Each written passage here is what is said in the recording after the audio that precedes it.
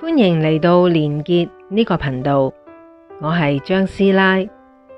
師奶閱閱讀充實心靈。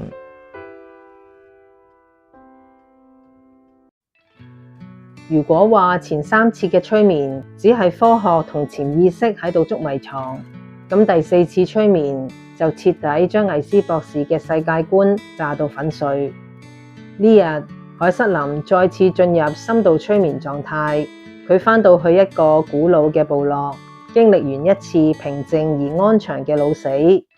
當佢嘅靈魂離開肉體，漂浮喺半空，準備好似以往咁跳躍到下一個前世記憶嘅時候，突然凱瑟琳整個人完全靜止，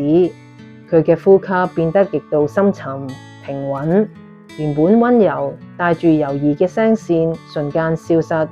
取而代之嘅係一把變得異常低沉沙啞而且極之響亮又堅定嘅聲音。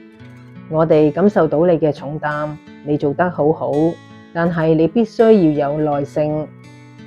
呢刻空氣突然凝固，魏斯博士頭皮發麻。凱瑟琳用嘅字眼係我哋，講嘅亦唔再係交代前世嘅片段，而係直接對魏斯博士講說話。呢個神秘嘅意識自稱為大師，佢哋係一群已經超越輪迴，唔再需要受肉體束縛，只係留喺精神世界負責指引人類嘅高度演化靈體。大師們透過凱瑟琳透露，人類嚟到地球係一場靈魂嘅修煉，肉體只係一件外衣，着完之後就換下一件，死亡只不過係一道門。魏斯博士用佢嗰隻震驚到喺度不停震、瘋狂流汗嘅手揸住筆記錄低呢一切。佢試圖用精神分裂或者多重人格去解釋，但係凱瑟琳呢刻展現出嚟嘅驚人智慧同絕對嘅平靜，遠遠超越咗佢自己嘅教育水平同認知範圍。大師們嘅出現將一場單純嘅心理治療瞬間提升到探索宇宙同生命本質嘅靈性層面。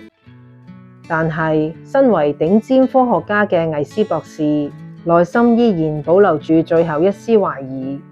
佢需要證據，一個現代科學甚至邏輯都冇辦法推翻嘅絕對證據。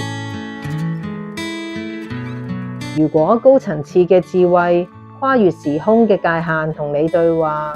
你想聽到啲乜嘢呢？